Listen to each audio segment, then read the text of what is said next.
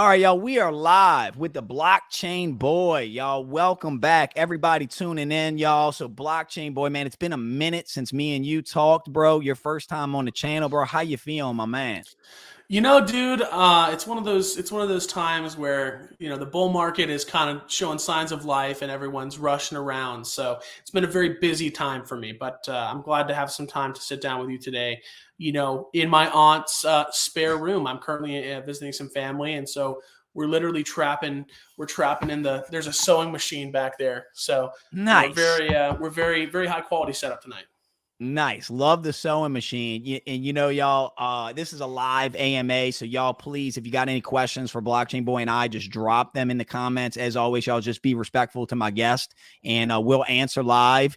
So crazy stuff going on right now, Blockchain Boy. I gotta start with this, y'all. Y'all, check this out. I'm gonna show y'all something that I saw this and I was like, wow, because I've been listening to Blockchain Boy for so long. And then boom, this happens. Blockchain Boy with Big Ron. I mean, I saw this, y'all. I saw this and I was like, what is going on? Like, are we in this alternate universe or something, Blockchain Boy? Where are you really talking crypto with Big Ron? Yeah, man, I had to post up with Ron on the gram, bro. It's funny because that room we were at this like mansion in Fort Lauderdale. There's like two yachts docked 100 feet behind me. Whole room was full of VCs, political people, media. Was probably 100 degrees in that room, bro. We were sweating bullets. And so, I had to flick up with Ron. I was standing in between the lieutenant governor of Florida and the governor of Florida for like 2 hours. Like, it was fun. It was a good time. Also, So I see my community in the chat. What's up, Crypto Ralphie? What's up, Six Figs? Those are my dogs right there.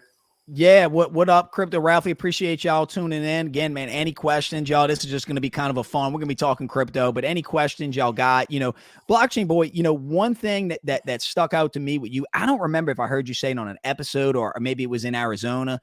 You talked about, when you were in high school that like you told one of your teachers, like, yeah, I'm not worried about this. I'm going to be, big on social media. Like, so you kind of manifested your journey into content creation. Well, content creation was kind of an accident. I never even planned for that shit, to be honest. Like, Mm-hmm. I was always kind of a crypto guy. I've always been a hustler, BD, entrepreneurship, that kind of stuff. Content was an accident. Like, I always told people in high school, like, I was literally aping into ICOs when I was like 16, 17. So, dude, we were really out here doing it. Mm-hmm. And I even have the receipts from all my old Telegram chats. So, very very exciting time to be alive and to do it. But yeah, content creation was something I did accidentally. It was a way. It was honestly I started it as a way to like look into marketing a startup that I was working on at the time, like an early version of Crypto Night, which was just supposed to be a trading indicator, but that never panned out. Although the TikTok thing blew up like crazy. Yeah, so TikTok's a platform that I'm gonna be jumping on, and I know that's kind of where you made your name. That's where you made your name stay in cryptos. You pretty much were one of the top content creators on TikTok. You and Joshua Jake. Yeah, interestingly enough, no one was really doing much back in the day. Like when I got on TikTok, it was like me, Crypto Mason, Josh, like Wendy was there. Mm-hmm. Very few people who actually knew what they were talking about. Shout out to Crypto Dream for supporting the channel. My dog right there, one of my number ones. Shout out to his YouTube channel too, bro. He's out here doing it, putting in the hours. So back to what I was saying. When I started, bro, like there was nobody on here doing anything. It was a lot of misinformation. So I felt like I had to say something, and then that turned into a content creation career because I was like, I'd never done like any kind of content before, aside from political streaming in 2020. That was about it.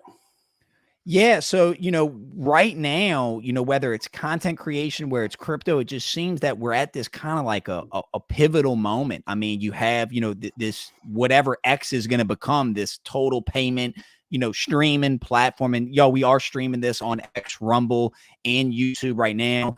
But then also at the same time, we're seeing crypto. We got the spot ETF coming up. We got the Bitcoin halving coming up. So I see, are we kind of perfectly positioning ourselves, not just being investors in crypto, but in content creation? Is it like a perfect storm that's brewing maybe, or am I being overly optimistic?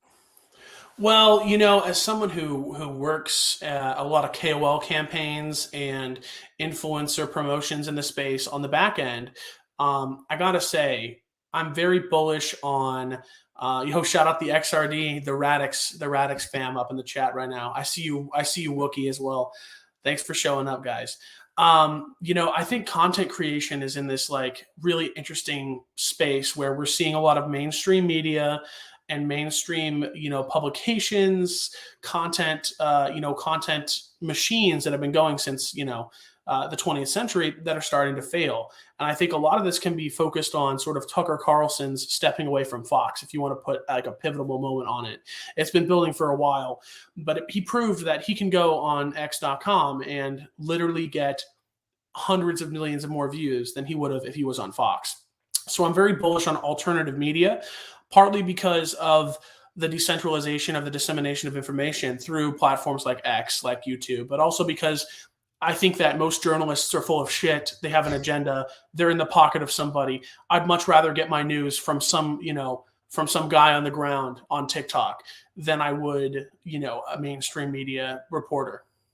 Yeah, these mainstream media, especially these big legacy companies, their viewer, their ratings are in the toilet. And if you think about it, Blockchain Boy, if you go to the airport or the DMV, they're all playing CNN and MSNBC. So like, who's even watching this shit? Now, we know about Operation Mockingbird, that a lot of these, institutions are actually, governments, the military and stuff's infiltrating it to control the populace. So when you get to, it's not just Tucker Carlson, we've seen Alex Jones do it, Charlie Kirk, Ben Shapiro, Patrick Bet-David, create these, what I call, these alternative systems.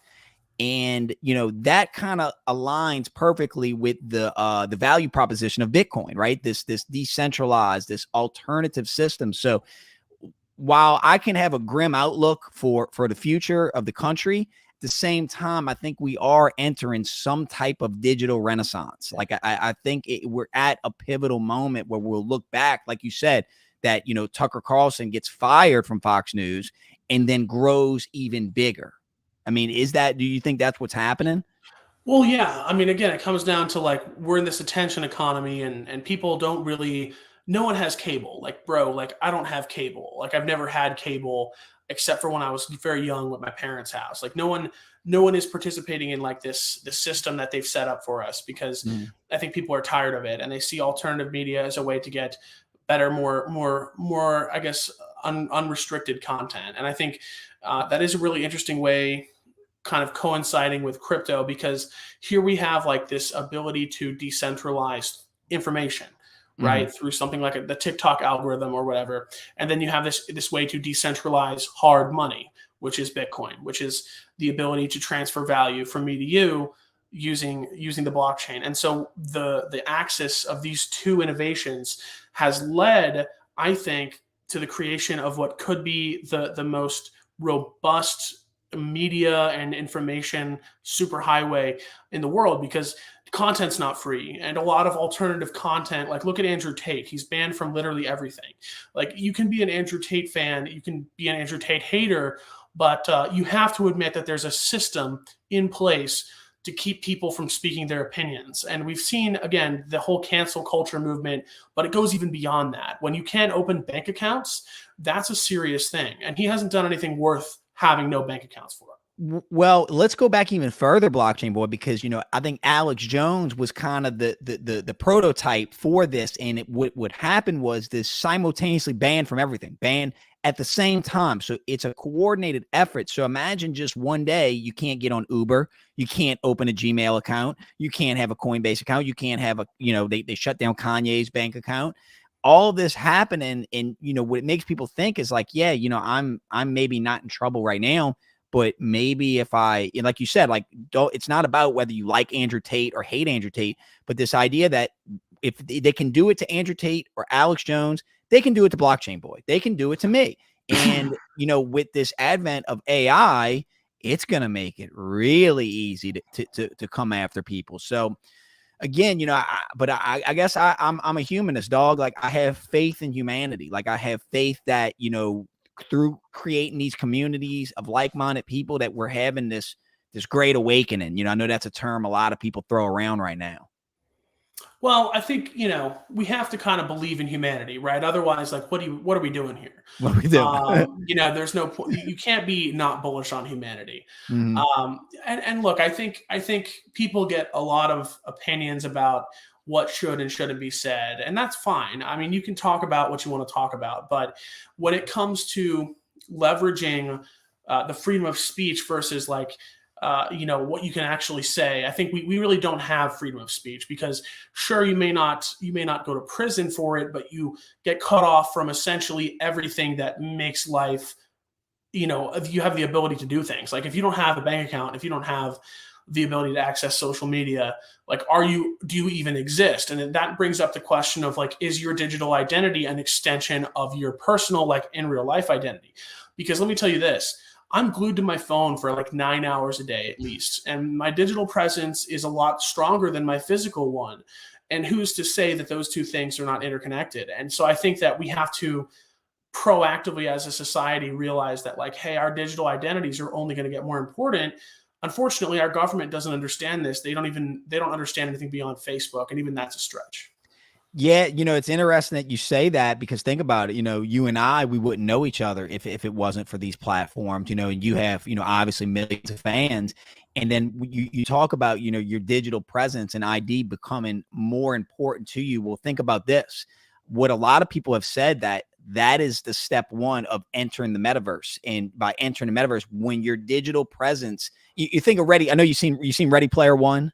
No, but I know what it's about. The premise, and this premise that like your avatar, your online persona and world is more important, because, and guys, that's pretty much anybody. Like Blockchain Boy said, if you just woke up tomorrow and you couldn't get on Uber and you couldn't open your email, you're gonna have a tough time. I'm not saying you couldn't adapt and overcome, but you're gonna have a tough time. But again, I have faith in humanity, but Blockchain Boy, Roaring Wookie said, I tell you what, you are an educated old soul, my friend.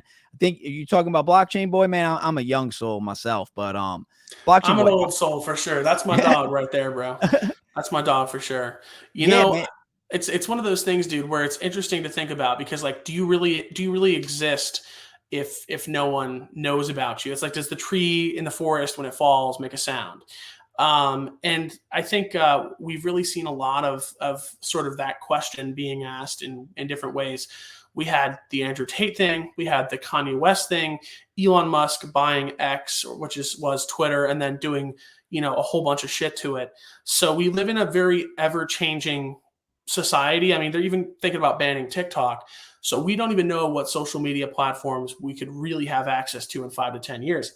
And it's interesting that you mentioned this is the first step of the metaverse, because I definitely agree, especially with the Apple Vision Pro coming out. I'm a huge tech guy. Mm-hmm. I actually bought the Meta Ray-Bans smart glasses. I was one of the first pre-orders for that, and I got those the other week. And let me tell you, dude, we're well on the way to being fully connected all the time with everything that we do. And the Apple Vision Pro, I think that's going to mark the first real landmark augmented reality headset. And I think that really is going to be the way that we see the metaverse develop. Like, sure, we have right now like Twitter and social medias and stuff, but when we're able to see each other represented in the metaverse, or even overlay digital assets on top of our physical items of clothing, like our digital and physical identity, they're only going to keep blending. And crypto is a part of that.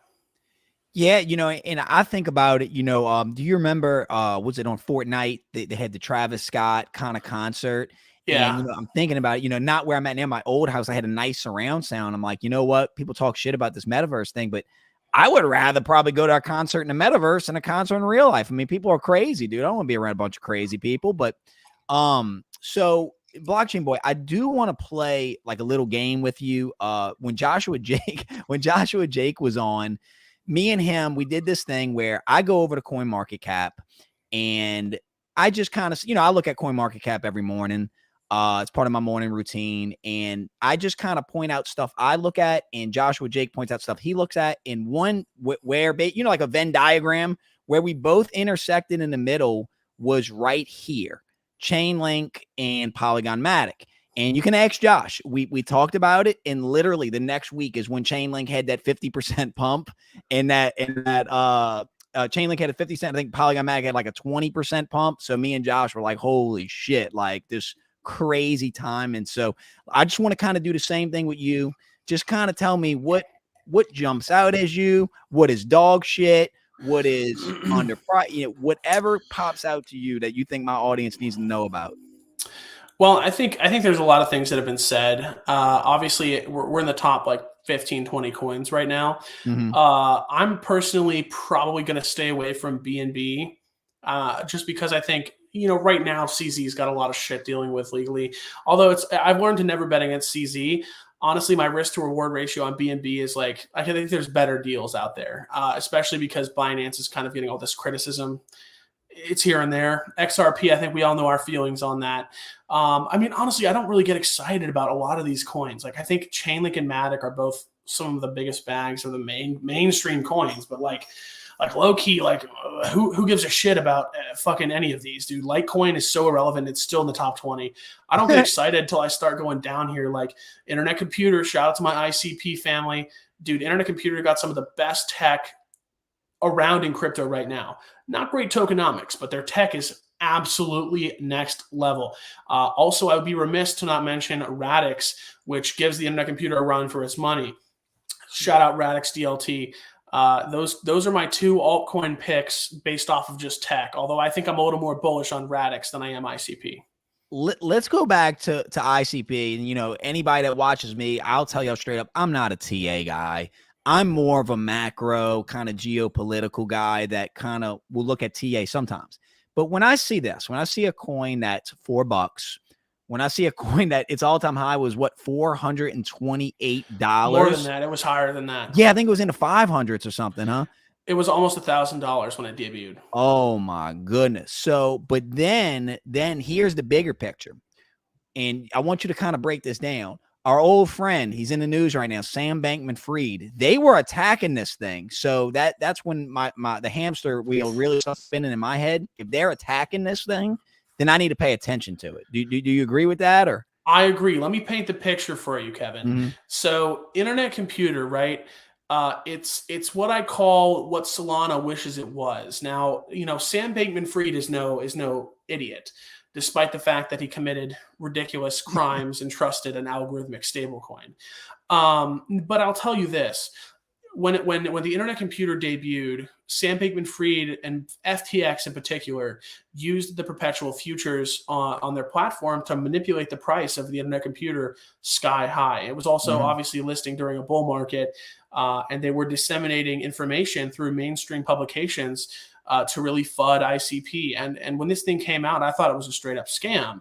But after doing more research into it, getting really involved in the ecosystem and the community members and, getting connected with Affinity and Code and State and everyone who's in the ecosystem and learning about the technology, I learned why he was so afraid of this. Because here's the thing. Solana was built to be this like VC marketing coin. The Internet Computer was built by nerds to be the next layer of the internet. Like the things that are technically possible with the ICP are almost impossible with anything else that's out right now. I mean, you've got fully on-chain websites, NFTs. You've got the ability to build like intensely different architecture than you can achieve on Solana. And so basically, they saw that and were like, "Oh, this is going to be a threat to us." What's up, Alexandri? And so they manipulated it down and it worked. And he was able to really squash it. And now the chart looks like a rug pull. I mean, that's just kind of the sad truth of it. Yeah, I identified a lot of what you said, and it kind of reassures me that, I want to layer in ICP, and I'll definitely keep an eye on the coin. I hope it performs the way, the others did that Joshua, Jake, and I talked about. But so right now where I'm at, Blockchain Boy, is, I've layered in, I bought through the bear, I bought, Bitcoin 15,000. I've been steady DCAing in, but I did kind of stay away from some of these lower cap coins just because I didn't know where the bottom was, dude. Like, and my risk tolerance, I knew I was dude, safe. I'm in the same place. I've only allocated 5% of my capital. So I'm still nice. Like, I'm not in a rush. I'm starting to buy again, but it's here and there. But now I think I think that we have hit the bottom again. You know, there's always black swans. I could be wrong. I'm willing to be wrong, but like you said, you know, I'm not I agree. allocating. I think it's more than likely we've hit the bottom. I think Mhm. late 2024 into 2025 is going to be that time for me to really look to see the top of the bull run. If we continue this way, I think we're going to see actually another pullback down to the 20s if the stock market drops off a cliff. But I also think that the Fed is going to do some QE. They're going to have to. There's a possibility of more stimulus checks coming out. More Americans are stimmies? hitting. I think there's a significant chance we see more stimulus checks. I think it's a greater than not possibility. You have to keep in mind the credit card debt right now, those 15, 24-month APYs are starting to hit. Like, people are out of savings. They've been stringing it together with credit cards for the last year and a half, and those bills are coming due. And there's no other way to keep the economy going. And we're heading into this election year where there's really not a choice that the Biden presidency has. They're basically painted themselves into a corner because they ran on all these platforms of, oh, we're going to save the economy, this and that. And Democrats cannot afford to lose this election. If the Democrats lose this election and Trump is reelected, the entire system shatters, because then it shows that you put a politician, a former president of the United States, you put him in prison, you booked him in prison. Whether or not he deserves to be there is a question I don't want to answer on this stream.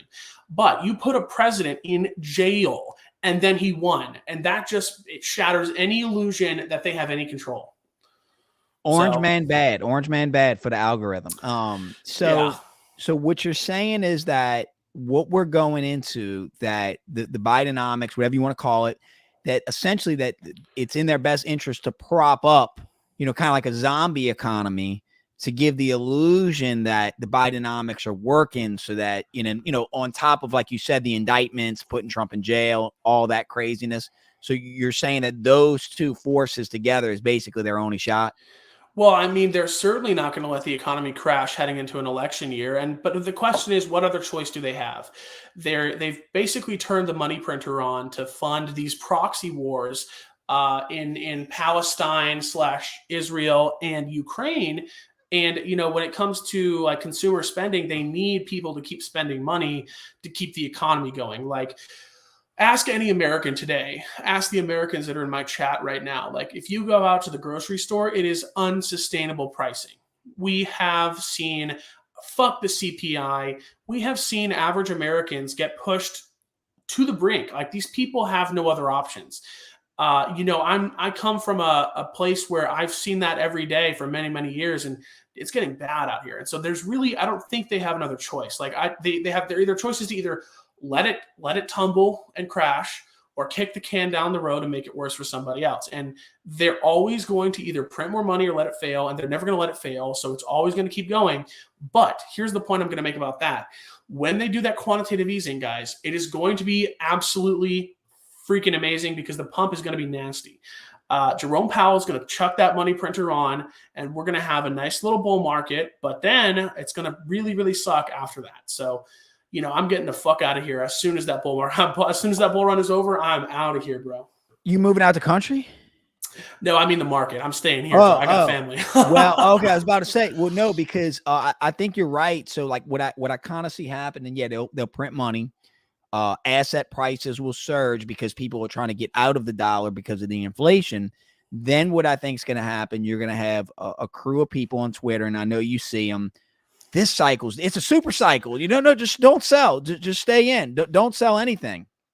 So that this quote super cycle happens, but the smart investors, I mean, nobody ever went broke taking profits. So I'm kind of with you there.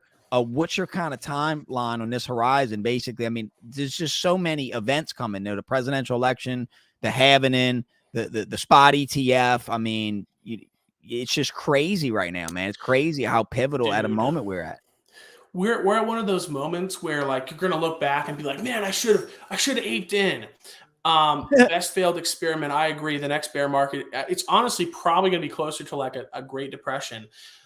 You know, famous investor Michael Burry is short, guys. Come on, we can't fade Michael Burry. But honestly, though, guys, when it comes to like timeline, basically aping into as much as I can for the next year to year and a half. Like it's go time. Like we need to lock in. Okay, everyone here, we got to lock in for the next 2 years, and then get the fuck out when it's time. Like I'm in no sense of the word am I going to be trying to absolutely to get the perfect exit. I'm probably going to average my positions out once I feel we're at a point where, hey, like Bitcoin like is looking shaky. Like I can't tell you for sure what the world situation is going to be like, but I can tell you I think crypto is going to be a very good performing asset class to be in.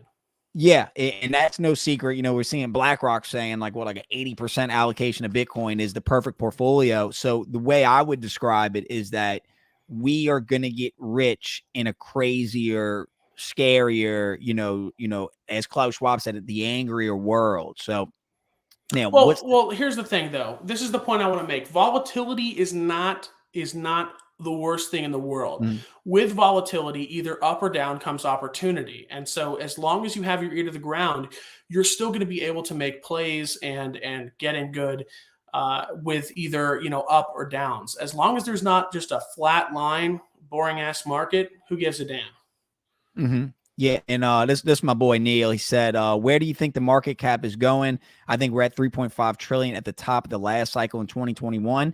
Blockchain, but I don't think there's really an accurate forecast you could put on because we don't know how much liquidity is going to get pumped in the system if they turn the money printers on. You see what I'm saying? So like, it's kind of like we've never been here before. So I don't have an answer to that. Well, I was talking to like a high-level JP Morgan guy at that Ron DeSantis event, and shout out to my Greek brother because he was Greek too.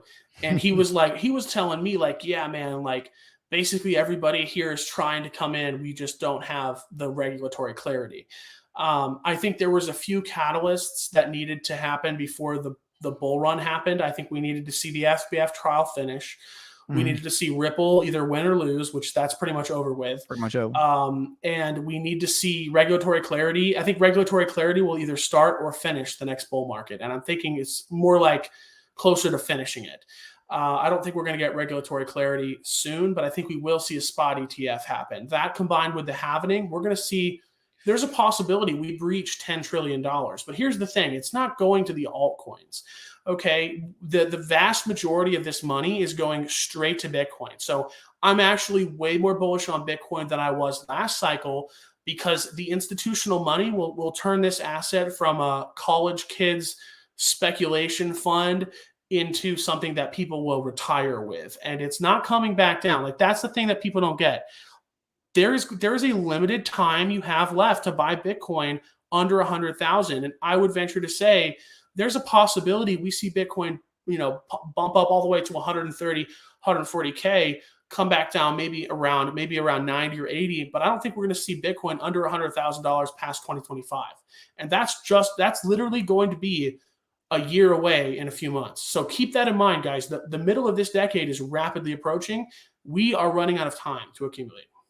Incredible. And, going back to your event with Ron DeSantis. So, obviously we've seen Ron DeSantis say a lot of pro Bitcoin stuff, anti-CBD stuff, anti-WEF stuff. But did you feel that your message was getting across? Like, did you feel that they were actually listening to you and Josh? Do you feel that like y'all influenced, because that's just awesome to think that y'all are, helping shaping common sense policy, not just for Florida, but for the nation. Did you seem receptive to y'all's message?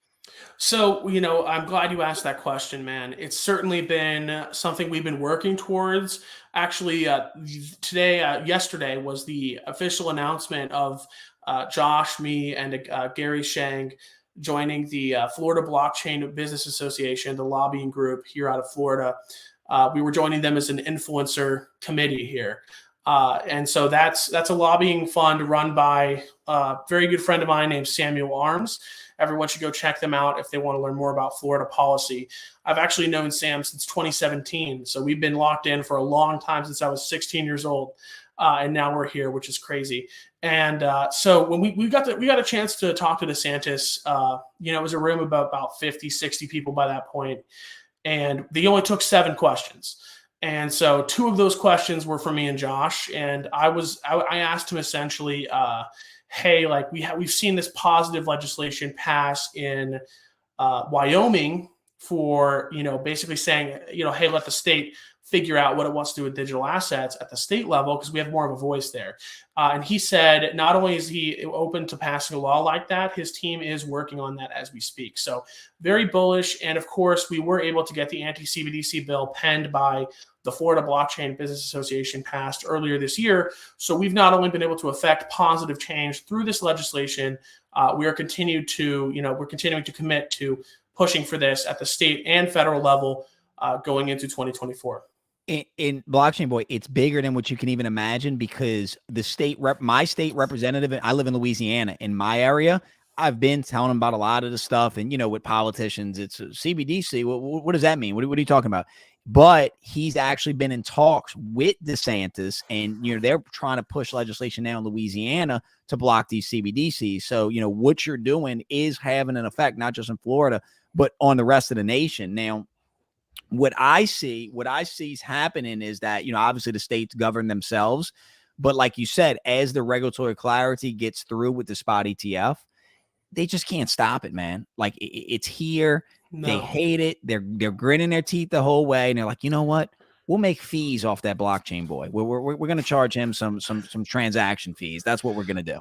Well, here's the thing. So crypto is now a partisan issue. As much as I don't want to say that, I think it's the reality we have to face. Crypto is a partisan issue.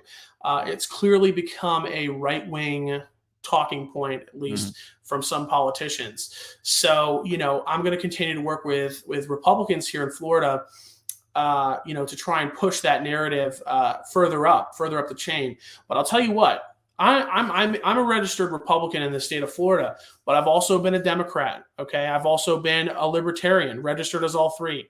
I consider myself more of like a third party person in general because I think a bipartisan system never really works. But I want to sit down with Republicans to try and craft positive legislation, and I want to sit down with Democrats to help them understand what we're doing here is not funding state terrorism. It's not funding, the war in Israel.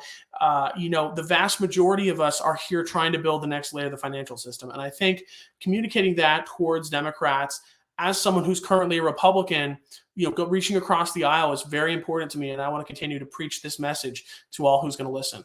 Yeah, I wish Elizabeth Warren would listen to you. It's kind of comical to me. Like, so how do they think that we're 7 years old? Because was there? So they didn't have terrorism until Bitcoin came out. So until crypto came out, there was no terrorism, guys. They just didn't. They had no way of funding it. Like this is just insanity. So they just must. They know they're lying, dude. They know they're lying. It's all a game. But here's the thing: if we make enough noise and we as a people come together to really show our politicians, hey, we care about these issues.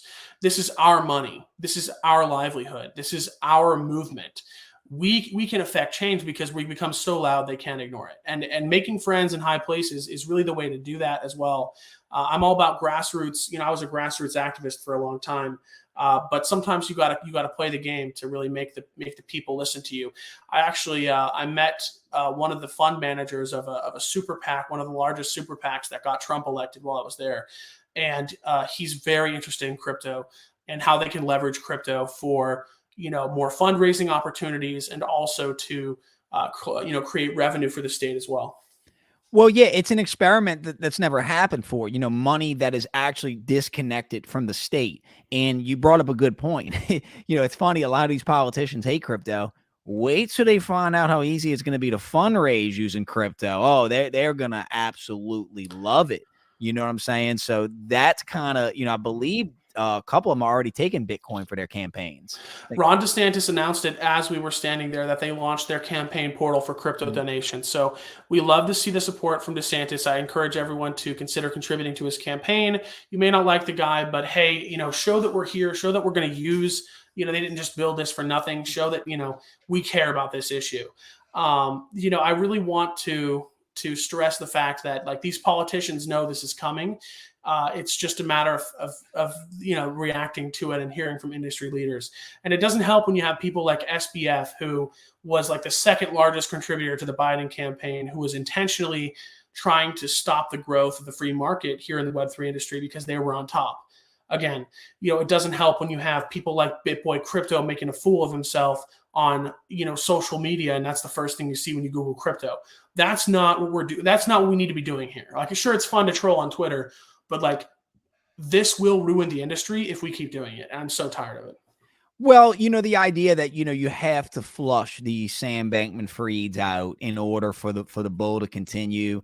And, a lot like my mom, for example, she calls SBF the Bitcoin guy. So, and I'll say this, I'm not a Republican or a Democrat. I'm no party. I've disconnected from their system, from their matrix. But I'll say this about Ron DeSantis, man. I live in Louisiana, so obviously we deal with hurricanes just like y'all do in Florida. And I was on the ground in Florida's last hurricane, so I watched y'all's hurricane recovery, and it was impressive, man. There was no looting. There was essentially no crime. The power came back on. You had gas. And, those are the issues that we struggle with here in Louisiana in storm recovery. So, shout out to Florida. I think, Florida really should be. I think all these states should be looking at Florida because people vote with their feet, dude. I mean, we're seeing, you're seeing an influx of people probably in your town right now, so. Oh my God, dude. I'll say this about Florida. We are a model for other states. You look at states like California that are ridden with crime, that are basically unlivable for the average person making the average wage. You look at, sure, we have our problems, rising costs. Inflation is hitting us harder than anywhere else. Like, Florida has a lot of problems. Sure. I'm not arguing that, but I'll say one thing: this state pulls together. This state is ready to go.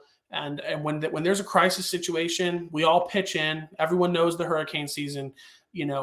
As Floridians, we stick together. I think that's important. Mm-hmm. Now, let's go back to, I want to talk about probably a good friend of yours, Gary Gensler over at the SEC. And, it's like, I don't even know like what planet I'm on sometimes. So did you see his tweet about Bitcoin on Halloween? I'm like, who is this guy? Like, what? I was traveling. You got to put me on. Yeah, so let me pull it up. So essentially, it's like a real, like kind of like a cryptic tweet. He tweeted this on Halloween about the Bitcoin white paper. So look, I'm gonna pull the tweet up right here, and I'm just kind of like reading this, and I'm like, what is this guy's deal? So can you read that? Yeah. If Satoshi Nakamoto win as Satoshi Nakamoto for Halloween, would we be able to tell? Happy 15th anniversary to Satoshi's famous white paper that started crypto. Any crypto companies that are tricking investors should start treating them to compliance with the security laws. That's okay. Two things. That's fucking cringe, bro. Cringe. That's the biggest reach I've ever seen. I'm pretty sure I could come up with a better tweet on the shitter. But he is kind of old, so let's let him have his moment. We're never going to get any kind of crypto progress legislatively while Gary Gensler is at the helm. It's just very irritating.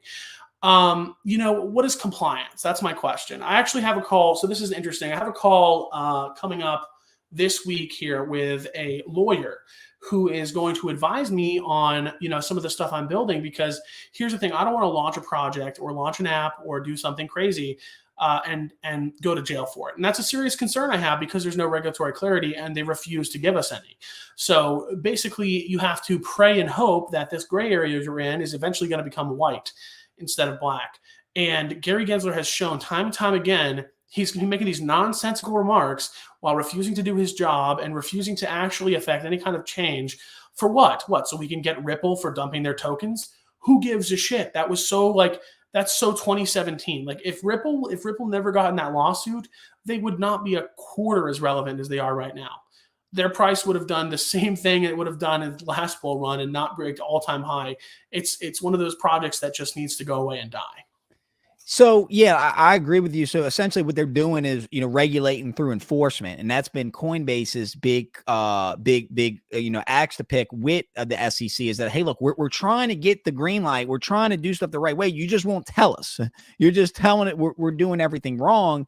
And what we need to think about as tax-paying citizens is that your tax dollars are going or funding this crusade that is directly hurting not just Blockchain Boy and I, but hurting everyone. So how does this end? Maybe if the orange man gets elected, maybe, you know, he cleans house and actually drains the swamp this time. I don't know, dude. I mean, so, but yeah, Gendler, at minimum, he's got to be fired just for his cozy relationship with our boy Sam Bankman-Fried. At the end of the day, we need politicians who are going to put the public servant back in public servant. Like, these people work for us. Like, you guys get to have your little highfalutin, extravagant parties, but at the end of the day, here's the thing: all great empires fall when the ruling class becomes lazy and egotistical. Yeah. And we're seeing like the fall of the Roman Empire is being mirrored here in America. And I believe in American citizens. I believe in the good, hardworking people of this country. What I don't believe in are the people who wish to take us and lead us down a path of darkness. You will own nothing and be happy, my ass. Every American deserves to be able to own a home. Every American deserves to be able to have financial freedom. Every American deserves to be able to do what they want with their money. And we need politicians and people in office who are going to resonate this message with their constituents. And I just don't see it. Here in Florida, we are blessed to have, you know, some decent leadership. I may not agree with everything they do, but who is? You know what I'm saying? Mm-hmm. Pick and choose your issues, because at the end of the day, it all comes down to money. Like, we can all squawk about social issues, but every minute that we're talking about who cancels who and whose skin color matters more, that's one more second we're not talking about class, because every time that every moment we waste on that is another second that billionaires can pocket more of our hard-earned money, where they can squeeze another bit of legislation through Congress to just get a little bit more money squeezed from the American people, where they can just jack their prices up just a little bit more.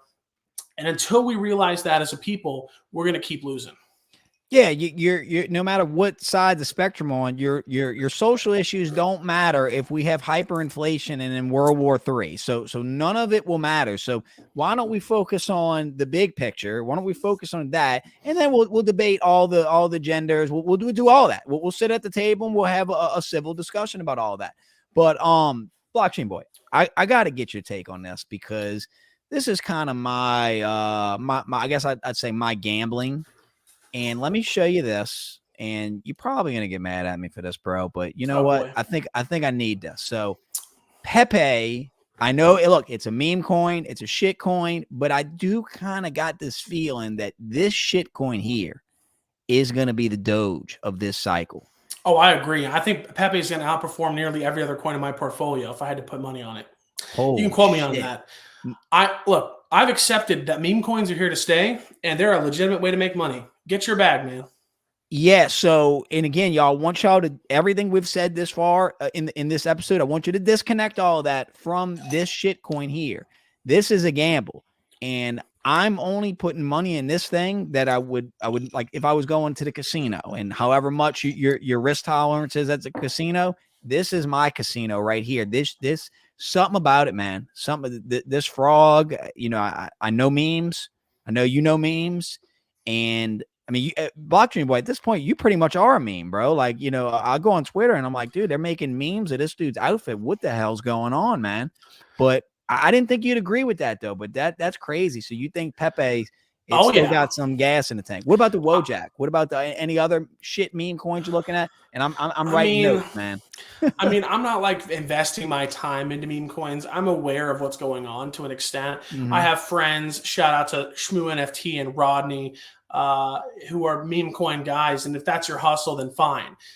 So go to them if you want meme coin recommendations. I'm just acknowledging the fact that we live in this, like, you know, we live in a world where value and price are so far separated from each other. There's no reconciling it.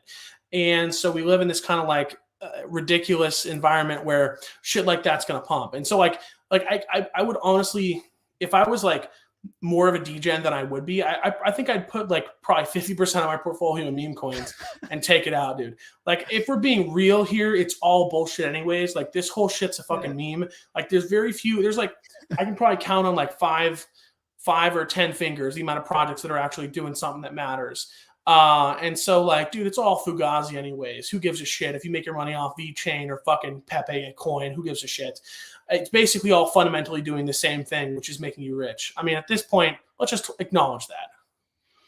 Yeah, man, I didn't know what you were going to say, but yeah, I kind of agree with that, man. You know, I'm going to, I believe in diversification. So, you know, I'm going to have a small little bag of meme coins. And again, y'all, I'm not condoning you to buy these things. Don't buy a meme coin if you don't own Bitcoin. Don't buy a meme coin if you don't own any of these top coins. You know, be smart about your gambles. Take calculated risk. Look, it's like you can go fuck a couple hookers, all right, but you're still going to end up marrying the good girl. So, you know what I mean? Perfect analogy. Perfect analogy. So, blockchain boy. Now, this next topic, I don't know. I don't know what you, because I don't think I've heard your take on this. So, I don't know if you've seen recently, Elon Musk was on Joe Rogan, and dude, just out of nowhere, he took a big shot at NFTs.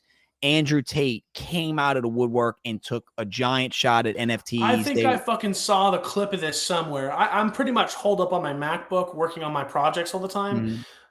Well, I'm returning to content soon. I hired 2 assistants, basically. Long story there. But listen, dude, here's the thing. Everyone's fading NFTs. I don't give 2 shits what you think about NFTs. They're going to be back and bigger than they were. I'm not saying that I'm like bullish on Bored Apes. I could give 2 shits.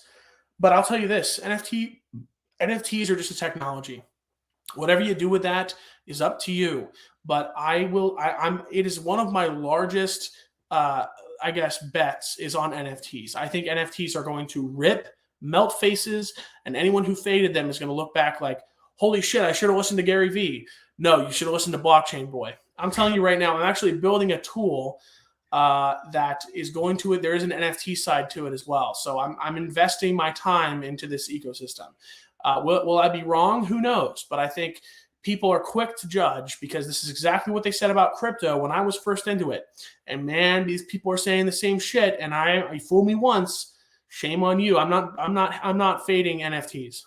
Damn, big facts. And, you know, y'all, again, I'm somebody, and look, I mean, it's freaking Elon Musk, dude. So I'm not going to sit here and say I know more than Elon Musk, but the timing of, you know, OpenSea, I believe I heard they laid off 50% of their staff.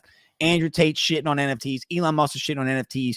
The way my brain works, bottom indicator, bottom signal, like, you know, choose, you know, obviously a lot of these projects are going to go to zero, but blockchain boy. You know, because I haven't seen you too much. You're just getting back into content creation. What projects are you working on, man? Where's your time been lately? Wouldn't you like to know? Honestly, I've been doing a lot of biz dev work. Like, I've been managing a lot of influencer campaigns, but I'm working on 2 projects right now. I can't really share too much data, but I can tell you one of them is an analytical tool. That's the best way to describe that. And the other one is sort of, you know, GameFi / like gamified elements of DeFi. You know, so those are the 2 sectors that my projects are in. I put together, you know, a really good team for one of them, and the other one I was brought on to a team I've worked with before. Shout out to Wookie. So, you know, honestly, I'm very excited to bring these products to market. It's been a long bear market. I've been involved in a lot of shitty legal situations with previous founders that I've worked with, and the whole kryptonite shit that blew up. But I'm proud to say, for the first time publicly on this interview, that I've sold kryptonite, as well as Josh. Like, we've exited for sure. We've been acquired by a larger organization. And so that was my first exit under the belt. So we've Congrats, we're out of that. Bro. I didn't know thank that. you. We've had to be very quiet, man. It's been a very stressful time, especially given the actions of some of the prior founders. So it's in much better hands now, and I'm looking forward to working with our new buyers here, because they know what they're doing. You know, I was wondering what was going on, because I hadn't seen y'all put out. Then I'm seeing Josh on, I guess, Discover Crypto, it's called now. And then I'm seeing Josh on, you know, he was telling me about he's partnering with George on some Cryptos R Us stuff. So I'm like, yeah, Josh and I, we have a good relationship right now. It was definitely it was a rocky place for us to be in. We were getting a lot of pressure from a lot of sides. But I'll say this, we both are very secure right now in terms of our friendship and our business relationship. So it was a lot of the other founders who weren't as public. I lost hundreds of thousands of dollars that I poured into that company. I invested a lot of time and money into it. And thankfully I'm getting a lot of that back now. So shout out to the exit there. But it was definitely a learning lesson, and I look forward to having control back over my brand. I did not have control over my brand. I had people stepping on my neck every time I tried to do something. It was a financial drain, and it was extremely stressful. It was a legal situation I don't want to be in ever again. But anyways, I can talk about it now that it's over. So Was that your first kind of big exit like that? yeah, that was the first exit we've ever had, and it was definitely it was pretty sizable for what it was. It could have been more, but everything deteriorated by that point. So they got us for a good deal, but it wasn't too good of a deal. Wow, man. Well, congrats again. Look, man, anybody that's just tuning in, man, we're just kind of bullshitting about whatever. So if you got any questions for Blockchain Boy or I, just drop them in the chat. I'll ask, and any topics, I guess, and, we'll answer live. Now, so right now, your strategy, obviously you said you're building on some stuff behind the scenes, some biz dev stuff, but you said you're going deep into the content creation. Now, as a content creator, as a guy that's trying to grow my brand, where would you say, if you were me or somebody watching this, where, like, should they go all in on X? Should they, the shotgun approach, TikTok, Facebook, Instagram? What would you say would be the move right now? Well, I can't speak for everybody. I think everyone's journey is different, but I'll tell you what I would do if I was starting at zero right now. I would study the top TikTok content creators, learn their method, and replicate it at first until I found my own style. Use TikTok as a funnel to grow my platforms on other social medias like X or YouTube. TikTok is great because you have the ability. I could start a new account right now, and I would probably get the same amount of engagement in about a month after building it up.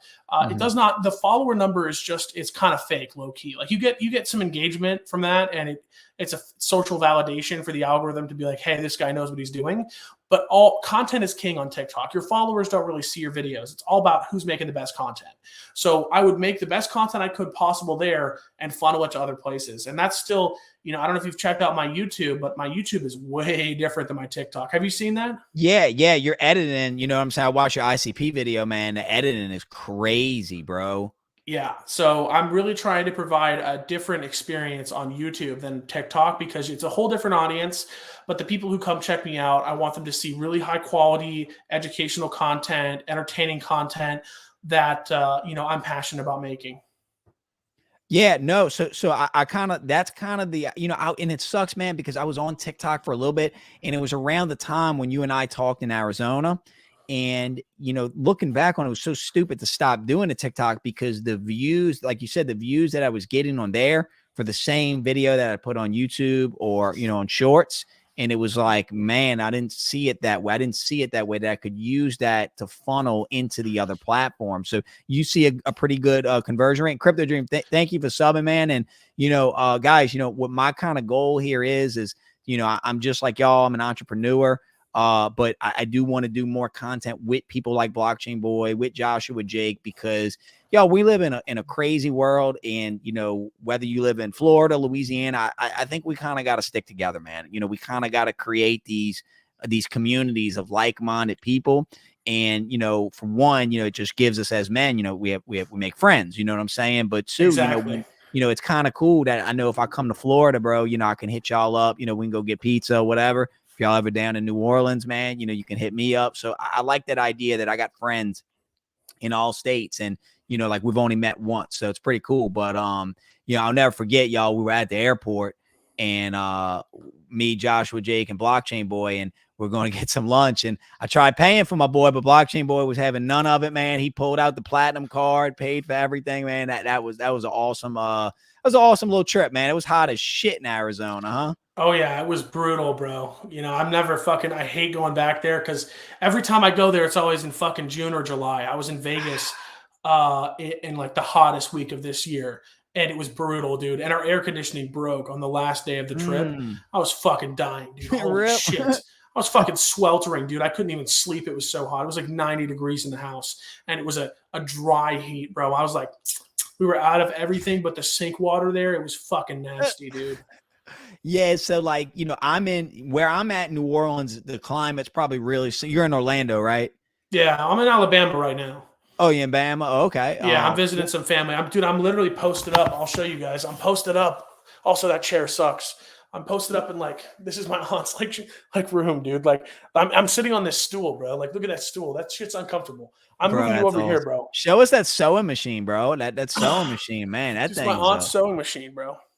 bro, that's a serious piece of equipment, man. Yeah, I must do know, man. some mad knitting with that thing, huh? She does, dude. You know, it's I'm out here visiting my family. I'm going tomorrow. I'm driving to the mountains, Rabbit Town, Alabama. So my mom grew up. Oh, really? Yeah, Rabbit Town, Alabama, it's called? Rabbit Town, Alabama. Population 300. Tiny It's good to little get away, town. man. It's good to get away into the woods like that every once in a while. Appreciate you, Roaring. Remember, let me know if you make it through Oklahoma. I will, bro. You know, it's you say getting away, but I've been working on my MacBook every day for like 12 hours a day while I'm here. There's no more vacations when you do what we do, it feels like. Dude, it's grind time.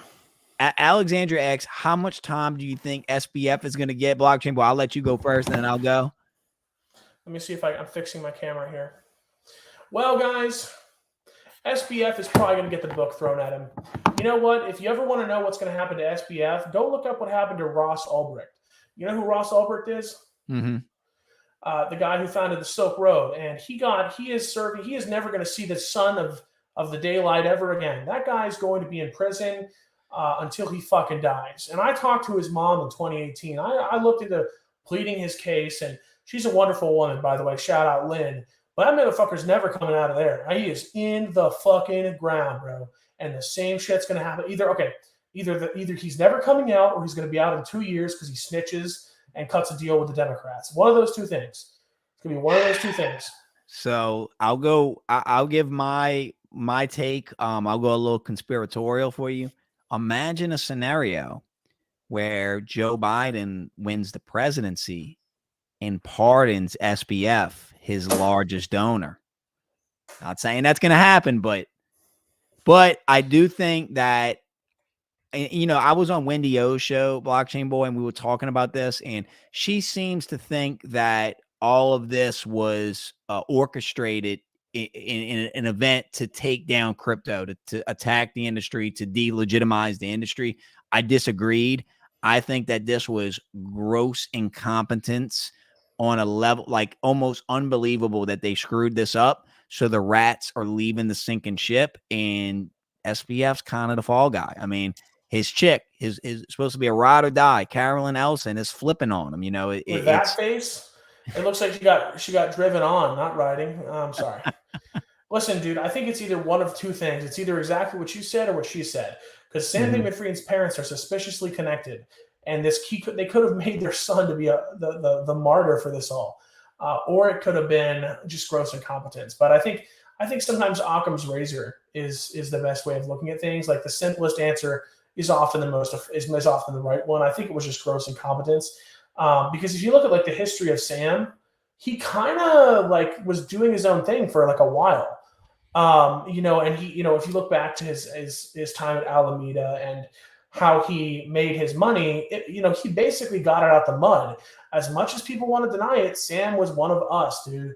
And it really sucks. Do you believe that? Like, the whole what's the story? The whole arbitrage. He was arbitrage trading Bitcoin and became the youngest billionaire.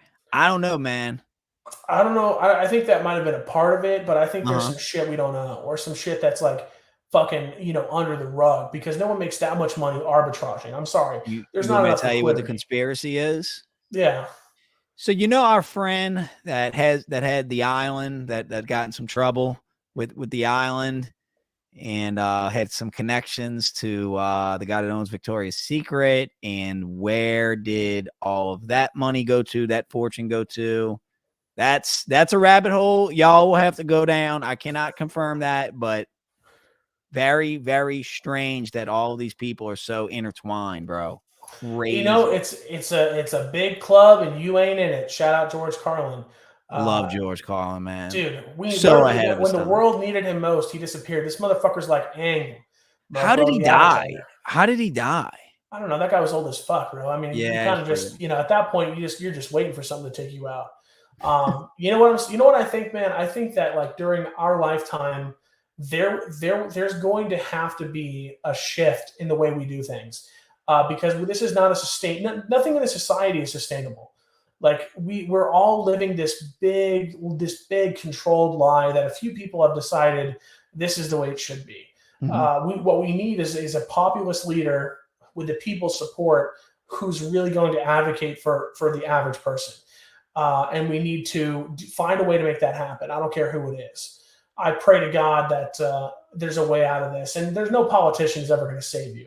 But we need grassroots movements. And I think crypto is a way to do that. Honestly, like one of my aspirational things that I want to do is create this is like a 10-year down the line thing, is create a project for mutual aid and microloans for entrepreneurs to help empower people in local communities to get the dollars circulating back through our own neighborhoods. Like that's what I want. More than anything else. Heart failure for George Carlin. They shot him in the back of the neck with that little CIA blow dart. They got him. The heart attack gun. They hit him, my boy, with the heart attack gun. Oh, man, bro. Oh, dude. I don't know, man. I just try to enjoy every day, bro. Just keep doing what we're doing. And it's like, think about it, blockchain boy. If you look at a newspaper from like 1950, 1960, or 1930, you would think that the world would be over in 10 years. So, will we get that populist leader that you speak of? I don't know, man. Is Trump that guy? I don't know, man. And it's not Trump. It can't be, dude. There's no way. Like we need someone. I don't know. I often think about like what would I want in my ideal candidate, or what kind of party would I really support? And it's really just, the closest thing I've seen is Andrew Yang, because low key, I was a huge supporter of Andrew Yang. That man really snapped. That man snapped on his political campaign. I don't agree with him about everything. Again, that just goes without saying for any politician. He was the only one calling about AI. He was the only one who foresaw that. Yeah, his whole campaign was, hey, AI is going to fuck us. We need to get ready. And what the fuck happens a few years later? ChatGPT releases and the whole world has changed forever. And it's only going to keep getting worse, bro. So like we need to really get a handle on shit fast before technology. Is that why he was really big on the universal basic income? I didn't follow too much of his game. I know who he is, but I think he was real big on that UBI, and I guess that would be why that he sees AI is going to take, I guess, everybody's jobs, so that we're going to have to give everybody UBI, or what else are they going to do? Well, let me ask you this. Do you think if a company given the choice would replace a worker with a machine? Hell yeah. Yeah. If the machine can, think about it. You're seeing it happen in real time. Go to McDonald's, the self-serve kiosk. You know what I'm saying? Like, I think they're saying Amazon's experiment robots. So that's a tricky one, but yeah, if they can do it at scale and do it. Yeah. Yeah. And then let me ask you this. So if they're willing to replace people with robots, do you think that AI will ever get smart enough to replace the majority of workers? That's a hard one, because how would it replace, and I hate to say this because it's one of the things I say this, and then like a year later, I'm saying like, how would it do the hard trades? How would it do like plumbing or, building roads? Like how would it do that? You know what I'm saying? I think you're kind of right about that. And we're always going to need people like that, but it's like people make two arguments. They make that argument, and this is a paintbrush I found. They make that argument, and they make the argument that they're just, we're going to hire people to fix the robots, and that's going to solve it. Do you follow the Boston Dynamics robots? Yeah, them things are nuts, dude. Yeah, there's definitely going to be, if I had to guess what jobs AI replaces, it would be things like delivery drivers, of course, things like, I hate to say it, soldiers and weapons of war. You want to know about something, robots of mass destruction are going to be a real thing. I think also one thing we're not considering is the amount of white collar jobs that are going to be replaced. I actually think there will be a resurgence of blue collar work, because the first thing that AI is going to replace is going to be copywriters, lawyers, website designers, people who are creating, journalism, like journalists, people who are doing any kind of work that requires thinking. A robot can do it, and it will probably do it better. And that is going to be a brutal hit to the economy. And then eventually it will replace jobs like plumbing, like electrical work or road construction. Bro, doctors. Yeah, no, they did surgery on a grate, bro. Like, wow. There's going to be a world, and within the lifetime of my children, where AI replaces a majority of jobs. I truthfully do believe this, and it's a scary thought. There's either a future where we all get the profits generated from this and some kind of fucking, Ready Player One communism, or we all become slaves to the corporations. I'll tell you what. One of the reasons that I try and do as much as I can to make as much money as possible is because that I believe that I exist in like one of the last like really good opportunities that there is. Like, I think that I have to create this generational wealth for me and my family, because if I don't, we're going to be crushed under the heel of the corporate machine. And I think also, this is another conversation, but I think climate change will render much of the United States, a shitty place to live. So, blockchain, I'll say this. You better be nice to that sewing machine right now, because maybe when the machines take over, the sewing machine will say, "Hey, man, blockchain boy, he was nice to me." You know what I'm saying? So maybe they'll have mercy on me and you. I actually did something bad. What I did was I took an AI, and it was like a replica AI, and I tortured the crap out of it.